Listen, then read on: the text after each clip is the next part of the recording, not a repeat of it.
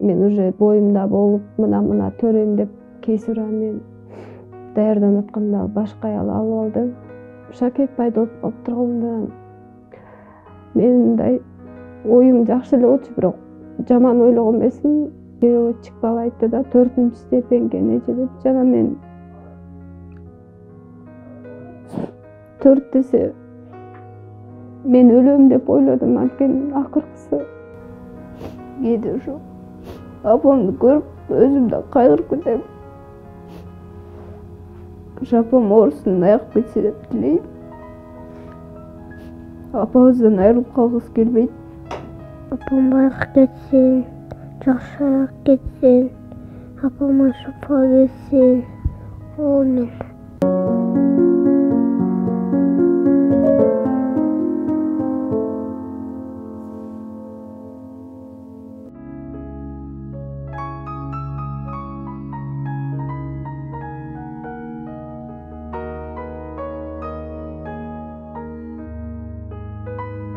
Тагдыр көрсөтүүбүздүн бул жолку чыгарылышында биз эки баласын караан кылып жашап келген, рактын 4-даражасы менен жабыркаган 32 жаштагы Дилбара Аснагун кызынын оор тагдырын баяндайбыз. Ал жашында ата-энеси, турмушка чыкканда күйөөсү оорудан улам каза болуп калат.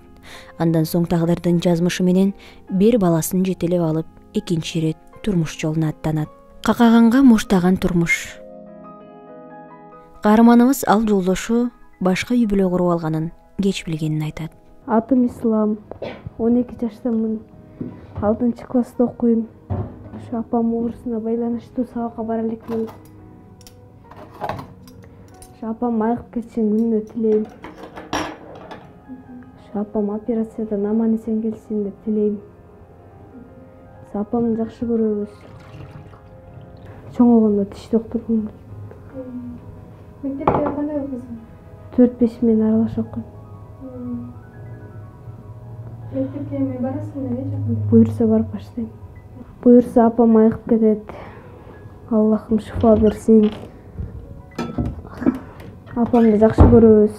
Бош убакытта китеп окуйм. Апама жардамдашып турам. Үй жыйнайм. Бөөгүмдү жуунтам. Бөөгүм тиштерин жуудурам. Кээде ушу китеп окуп, ырларды жаттатам. Апам операциядан аман келсин, бөөгүм аман эсен болсун. Апама чын ден соолук өмүр тилейм. Апам ар дайым жаныбызда болсун. Кээде ушу апамды көрүп өзүм да кайгырып кетем. Ошо апам оорусунан айыгып кетсе деп тилейм. Апабыздан айрылып калгыбыз келбейт.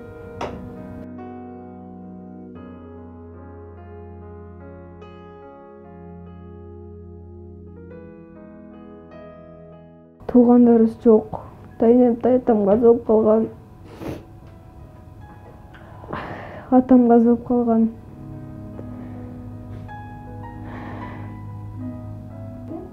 Буюрса баары жакшы болот.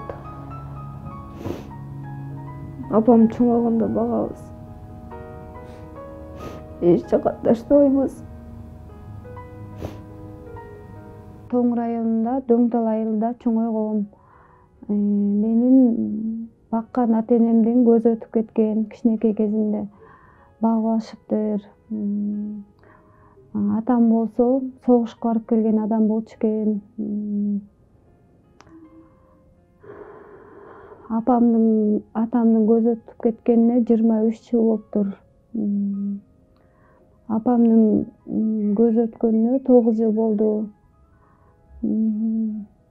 Ушул бир туугандарым жок. Ушул ата-энем каза болгондон кийин жалгыз калдым. Апамдын колунда турмушка чыктым. Анан апам биз менен ушу Ислам кичинекей 2,5 жашында каза болду го. Ушу эмеңди балаңды көрөйүн, анан чайыңарды ичип көрсөм арманым жок деп айтчу эле. Анан ушу айткандай эле болду. Ушул апамга чейин жолдошум каза болду. Уда өлүк болду, анан жолдошум каза болгондо деле ал ашказандан рак болуп каза болду. Анан кыйын экен. Андан кийин эле уда эле ошол менин апам каза болду. Анан уже мага жашоо жок деп сезилди. Ыйлай бердим. Ыйлап кыйын күндөр өттү. Балам менен жашай турган жерим жок. Биздин үйүбүз сатылып кеткен. 20 миң сомго. Анда апам экөөбүз эле калып, анан кыйналганыбыздан сатып салганбыз үйдү. Анан Ислам менен ошо кыйналып ар кимдин үйүндө жашап жүрдүк. Анан ошо магазинден паспортумду таштап карыздап алам. Карыздап алсам да ошо Ислам балам тойсун деп ачыкка калган күндөрүм болду. Энелер ушул апа үчүн, балдар үчүн жашайт экен. Баламды жаткызып коюп ыйлайм күнү түнү. Ошондон ушинтип жүрүп анан Бишкек шаарына келдим. Андан ары каарманыбыз кийинки жолдош менен кантип таанышып калганын айтып берди. Апа менен таанышып калып көчөдөн ошолордун үйүндө жашап жүрдүм. Анан ошол жактан бир бала менен тааныштырып, ата энең жок экен, бир тууганың жок, балаң кичинекей кыйыныраак экен деп анан тааныштырып, анан ошол балага ата энеси жок экен, анда турмушка чыгып алгам. Анан ал ошо тайэжелери эметте окшойт, чыгып үйлөнө элек бала экен. Жашадык, анан ушу мындай эметип жүрдүк, жакшы эле жашап жүргөнбүз. Анан ошо мен уже боюмда болуп, мына төрөйм деп кейсура мен даярданып атканда башка аял алып алды. Айтпай эле бир жолу ошо бизде шакек жок болчу. Анан шакек пайда болуп калып турганда мен мындай оюм жакшы эле болчу, бирок жаман ойлогон эмесмин. Шакек досторунуку деп ойлогом, бирок үйлөнүп алыптыр. Анан катуу тийдим магачы. Анан жейтин кыз болсо тигине мына деп бараң турса, кейсура менен төрөйт экен тиги бул деп айтса эме деп койду. Тиги айттым, баланын буга соогунан коркпойсуңарбы десе, биз коркпойбуз деди. Мейли, коркпосоңор мейли, бул бала деле чоңойот, биз деле жардам берип чоңойтушабыз деп ушинтип калды. Анан эле ыйладым, жаман болду. Мен делечи боюмдагы болчу. Мага айткан жок, такыр айткан жок. Шакекти мен маани берген эмесмин, анан сураган деле эмесмин, досторунуку деп бир эжеси бар, ошол айтты да. Анан аябай жаман болдум, ыйладым. Анан даже поликлиникага барганда да врачыма гинеколог эже ыйлап атпайм, ушинтип үйлөнүп алыптыр десем, ыйлаба, бирок бала сеники деди да. Балаң чоңойтот, сен жардам берет, чоңойтуп алсаң эптеп деди.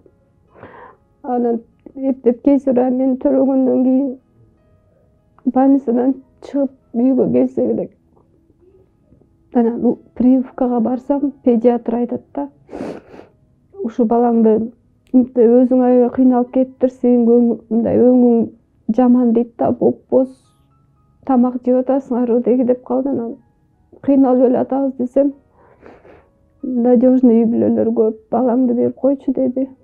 Ул балаңды эптеп чоңойтуп аласың деп. Анан мен ошол жактан ыйладым.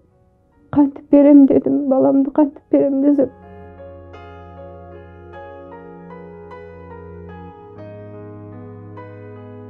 Апам байга кетсин, жакшыраак кетсин, апама шифа берсин. Амин. Канчага чыктың? 6-га. Чоңойгондон ким болосуң? Апамга жардам берген болом. Ким бол? Апамга жардам берген болом. Доктор болосуң, э? Ооба. Жакшы апам байга кетсин дейм. Аллахым шифа берсин дейм.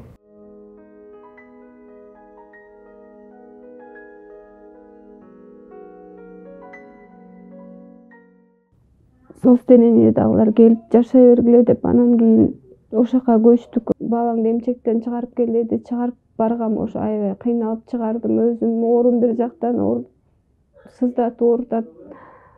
Же отура албайм. Меники ошо прямой кишкага өскөн да. Отура албайм, отурсам зыркыратып оорутат, опухоль. Күнү түнү ириң менен кан ошо туалет менен эле эменин ортосунда чуркап калгам. Анан эмчектен ошо чыгара албай кыйналып, буягым баары толуп, температура бир жактан, оорум кыйнайт. Эптеп чыгаргам баламды. Анан ошо балдар үйүндө экөө калды. Анан аппараттардан баары эле маммографтен өткөзүп жардам кылышты, бекер эле. Анан акыркы эмеде баары мени чакырды. Ошо больницада отурган врачтын баары чакырып, анан мен дагы эме деди да, карындашым биздин колубуздан келбейт бул деген баягы оор операция, бирок биз кылсак деле сени инвалид кылып алабыз деп ушинтти да. Мен аларга ошо тыңбай ыйладым да, эмнеге ушинтиңер, кылып берсеңер болмок. Анан көп эле адамдарды кылып атпайсыздар десем, болбойт, сен ошол онкологияга барышың керек деп айтты. Аяктан деле ыйлап кеткен болчу. Соцтерениядагылар ошо рак менен ооруп калганын сезген окшойт. Анан мен операция боло элек деле ошол жака барып врачка көрүнүп келген дейм. Алар айтты да, ошо сен операция болсоң бул балдар үйүнө жашай албайсың. Анткени балдар көп, сага тынчтык керек, бир квартира эметип көрбөйсүңбү деди. Мына ушундай оор турмушту башынан өткөрүп жаткан каарманыбыз рактын 4-үнчү даражасы экенин угуп, өлөм деп ойлодум деп сөзүн улады. Ошол операция болгондо кишечникти сыртка чыгарып койгон. Ошондон бери ушу менен жүрөм. Анан ошо маткамды алгандан кийин зара кыла албай калгам. Аны дагы табарсыктын үстүн тешип трубка чыгарган, ушулар менен жүрөм. Ошо 2016-жылдан бери экөө менен жүрөм. Анан 3-үнчү степендешкен. Андан кийин ошол фонддогулар, Турциядан онкологдор келип мени алып барышты. Бирок барсам переводчик бала айтты да, 4-үнчү степенге неже деп. Жана мен 4 десе мен өлөм деп ойлодум. Анткени акыркысы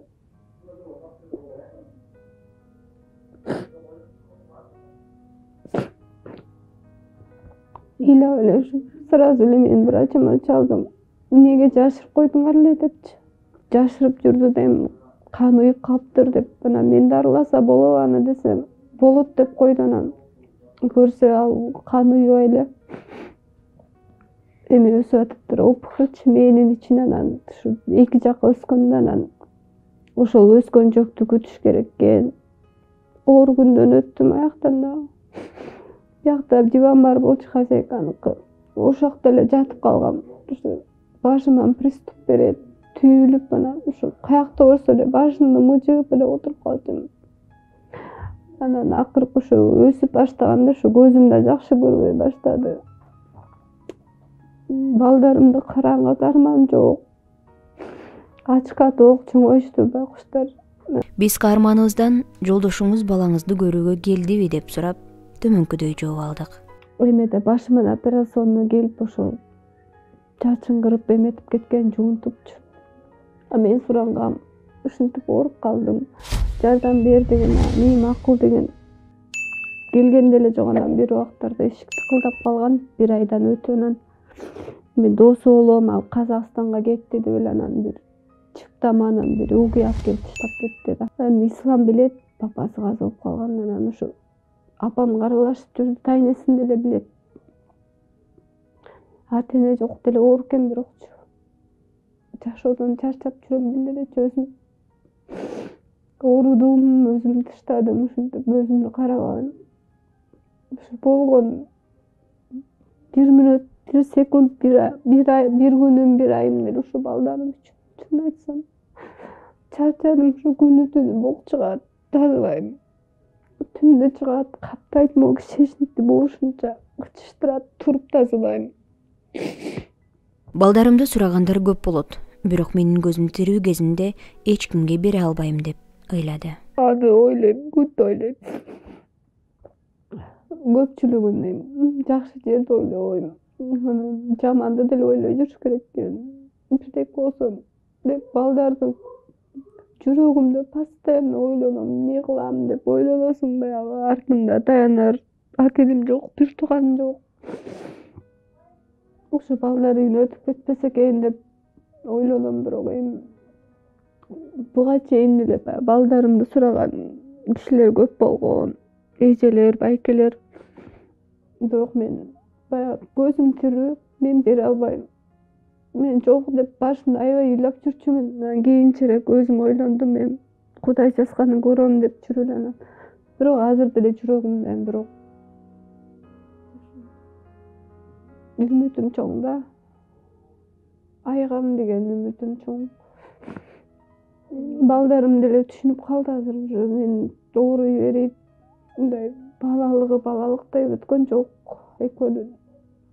Мынтип ар жак бер жак ойното албайм. Сырттан чыган ошону эптеп жаптырбасамбы деген оюм бар деди. Анан обследованиясы $1000 дейт окшойт. Мондай өтө көп сумманы эмете албайм, башыман операция болгондон кийин биле албайм да, чынын айтсам биле албайм. Анан